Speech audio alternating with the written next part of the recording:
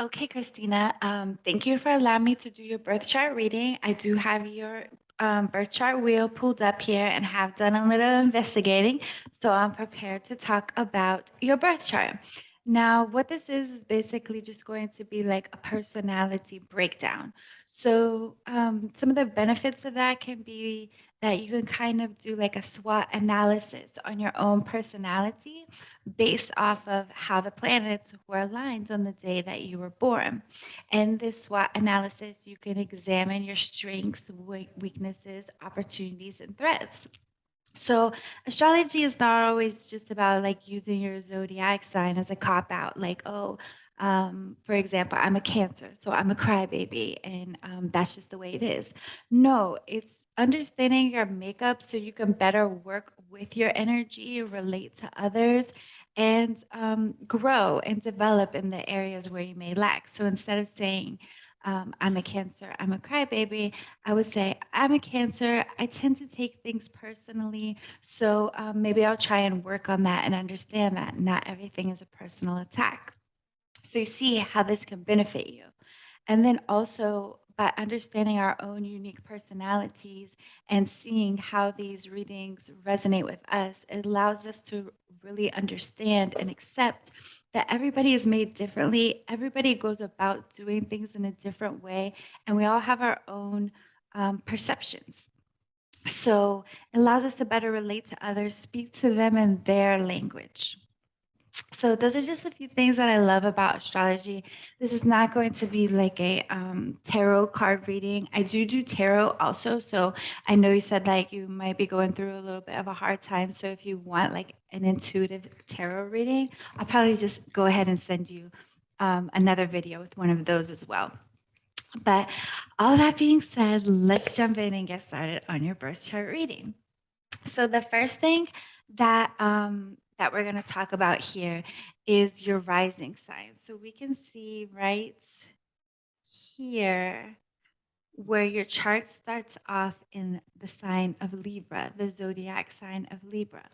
So this is going to be your personality, how you appear when you first meet people, and kind of just the overall sprinkle in your personality. So you have that in the zodiac sign of Libra, which is represented here by the balance beams. And basically, with having a Libra rising, that's what everything in life is. It's a balancing act. I have this placement as well, so I'm intimately familiar with it. Basically, you have everything flip flop from where it should be. So, for example, the first house is going to represent self. A lot of times, when you should be thinking about self, you are relating to others. The seventh house is going to represent others. So, a lot of times, when it comes to relating to others, to relationships, you jump into that Aries energy, which is all about self. And it's like this for every area of life. So, like in your 10th house of work, you might tend to have sentimental, like feeling, family, private, like emotions and feelings and sentiment towards work stuff. And then in your house of family and domestic issues is where you might become more boss like and get to business and things like that. So I don't know if you catch the drift of what I'm putting down here, but basically everything is flip flop. So it's constantly balancing in life and pulling back energy, knowing when to pull back energy in certain areas. So, also too with a Libra rising. So, like I said, this is when you first meet people.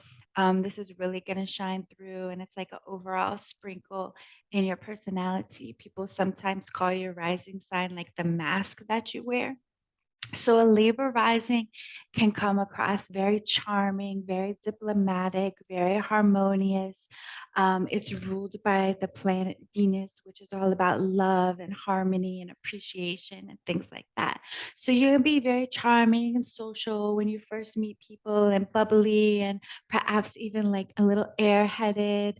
But it's just your rising sign. It's the mask you wear. So people might get this impression of you when they first meet you. But as they get to know you a little bit, they're going to start seeing your sun sign and your moon sign and other aspects of your personality. Um, I don't want to get stuck on one topic for way too long. So I just do want to mention that with a Libra rising, they can be very much people pleasing and catering to others. So you always want to remember a Libra rising is here to help others, not to be walked on by others.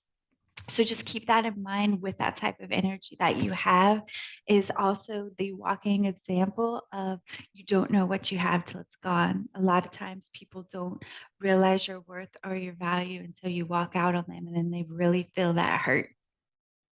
But anyways, moving on. So your next placement that we're going to talk about is your sun sign. So you have your sun here in, sorry, I'm just getting used to doing this background, but anyways, it's not working. So that circle with a dot in it is your sun, and you have that in Virgo. As I'm sure you're probably aware, most people are familiar with their sun sign. So, your sun sign is going to be like your actions and how you're seen in the world and like the part of you that you show to the world. So, it's like your outside. So you had that in Virgo. Virgo is a mutable earth sign. It tends to be some of the energy associated with Virgo tends to be things like analyzing all of the details, having to know every little detail of how things work, and that's also they can be prone to worrying and things like that. It's the perfectionist. So they're always trying to analyze the details and perfect something. They can be known to be very helpful and serving of others. So those are the few qualities of the Virgo sun sign. And next, we're going to move on to your moon sign, which I don't know, you might not be aware of this placement yet, but I personally think that your moon sign is more accurately who you really are on the inside. So while the sun represents our outsides and our actions, the moon represents our inner selves and our more private side, who we really are deep within that might everybody might not understand about you and might misunderstand that about you a lot. So by understanding your moon sign and who you are on the inside, it will help make sense of why we are the way that we are. And instead of trying to think that there's something wrong with you or you're flawed or something like that, you just understand like no, you just have a Gemini moon. So, your moon sign is in the zodiac of Gemini, which is represented by the twins. And that's because Gemini kind of has the reputation of being two people as one. So, when the moon is there representing your emotions, a lot of times, you might have scattered emotions, you might have multiple feelings or thoughts going on at once. And it can get hard to kind of nail down just one. So, with the moon in Gemini, and Gemini is ruled by Mercury, so it's a very fast planet. So you probably, can get bored easily by just focusing on one thing. They need a lot of stimulation, a lot of intellectual stimulation. They have a very much of a curiosity with their hands in all of the pots, just dibbling and dabbling into everything. So you can always keep that in mind if somebody is on your back or something about not being able to focus on one task or something like that. You can decide if that is a strength or a weakness, because I mean it can be looked at either way, that you're able to have all of these different ideas and all this different creativity going on, and not just stay stuck on one thing. So you can just understand you have a Gemini moon. So you need constant stimulation, basically. Sometimes you might have a little bit of trouble, like actually feeling your feelings. You might have more thoughts about your feelings. And then just be very talkative, very communicative, things like that. Communication and things like that is what's going to give you emotional security. So that is your big three: your rising, your sun, and your moon. And this is just a very generic breakdown because we could literally talk about your birth chart for years. You can dig so deep into it. And if you have like a specific topic that you wanted to know about, um, we can dig into it that way as well. So those are big three. Now you have a lot more to it than that. You also have other planets in this chart, as you can see by all those funny looking symbols. So another one of the planets that I want to talk about is your Venus placement, which you can see represented by the green circle with the cross under it.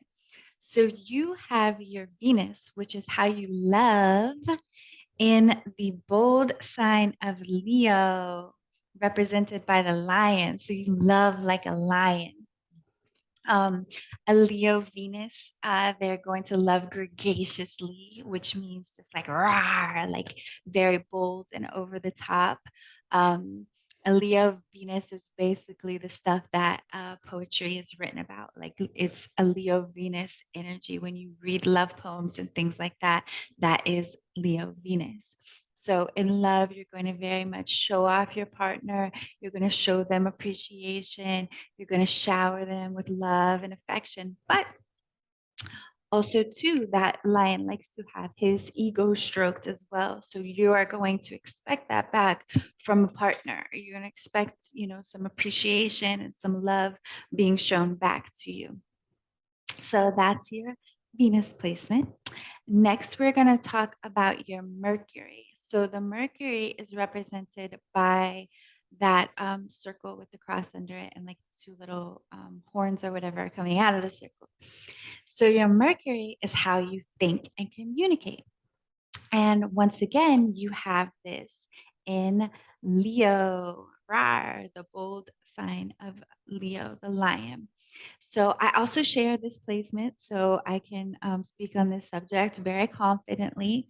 So when you have a Leo Mercury, Leo and your Mercury is how you think and communicate. Sorry if I didn't say that already.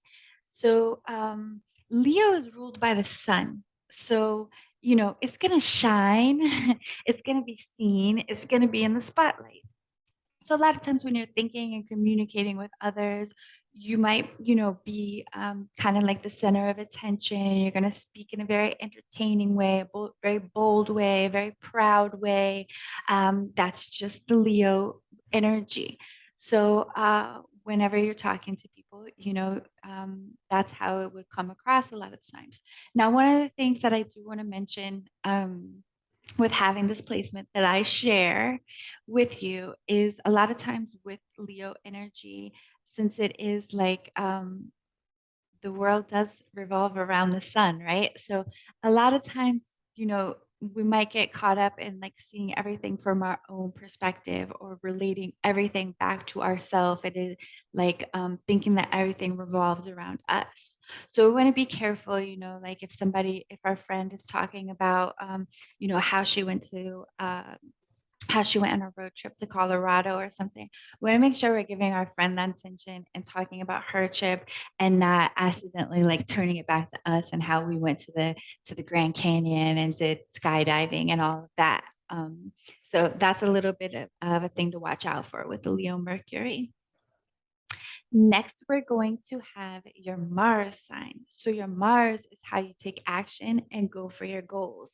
So you have your Mars once again here in the bold sign of Leo, a fire sign. So it's energetic, it's passionate, it's going for it. So, in the way that you're going to go for your goals and like even express your anger and your, mm, and we'll just leave it at that. Yeah, even express your anger and things like that is going to be in a legal like manner. So it's going to be like a red carpet to success. Like it's going to be like a runway, a show, a production. So a lot of times, even if you're angry or things like that, it's going to be very dramatic. You're probably going to roar and put on a little show because Leo is all about the dramatics and the theatrics. Okay. So, yeah, those are some of your personal planets, and this is just a short, generic little birth chart reading. Thank you for listening to it, and I hope that you can pick something up out of this that helps you, understand your personality more and be able to relate to others more. Start looking into their birth charts and things as well, so you know how to relate to them. And yeah, that's about it. So I'll probably follow up, like I said, with another tarot reading that would be like a little bit more guidance and direction if you're going through a rough time right now. But, anyways, thanks for watching. Bye, Christina.